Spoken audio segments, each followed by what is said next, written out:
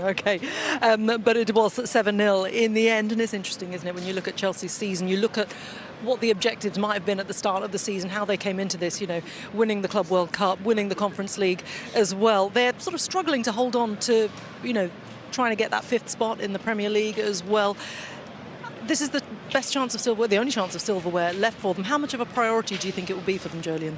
I think it would be a priority. I don't think it's a top one. I don't know, obviously, but I'm sure they would prefer to be in the Champions League than to solely win the FA Cup and not be in it. So, yeah, I think it's of importance. Again, there's a lot of important games coming up there, the two, especially against Manchester clubs. I think they're huge. I think they define the season, and then if they can go on top of qualifying for the Champions League and win the FA Cup, I think it's a successful season, and especially for Liam coming in so late. But I think if they could choose now, I think they would choose Champions League.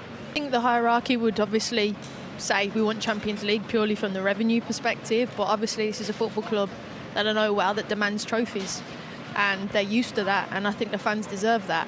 So they're already at Wembley, they're 2 games away from lifting it and winning it, so it absolutely should be a priority, but maybe in terms of revenue and financials, the Champions League is more lucrative. But I think now the talking has to kind of stop. We don't need to hear all noises coming from Chelsea from the wrong kind of comments.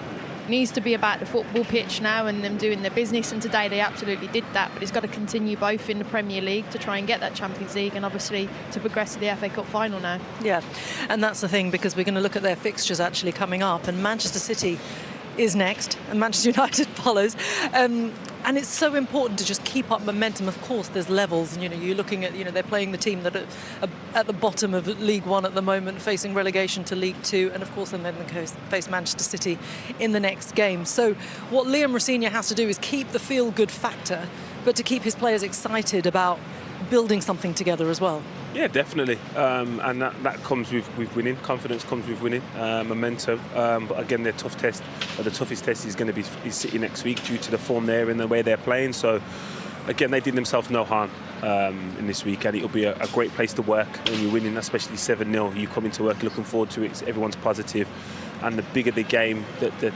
tends to be a nicer feel. But again, they all know that they have to be at maximum capacity. They didn't have too many errors this game today, but they can't have any next week because Man City will punish them. Absolutely, and no Enzo Fernandez, of course. When you have the fulcrum of Fernandez and Caicedo, that's key to how Chelsea play. But have they sort of almost cut their nose off to spite their face for that one? Look, it is what it is. The decision's been made, so we can't look back. Of course, you want your best players available. That isn't going to be the case with Enzo Fernandez.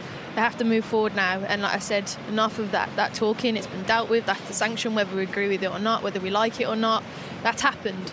And the group, whoever he picks next week, have got to put out a result, because they need that for the Premier League and their Champions League fight. So continue now to do the talking on the pitch, and I think fans and everybody else would favour that. Yeah, absolutely. Well, they did their talking on the pitch today, didn't they? 7-0 victory over Port Vale, which sets them up for a nice day out at Wembley in the semi-final of the FA Cup. Who is going to join them? Is it going to be Southampton, or is it going to be Arsenal? That is the game that's up next. Guys, Karen, Jolien, great to have your company here. It's time to hand you over to Lindsay Hipgrave and the team over at St Mary's. Over to you guys.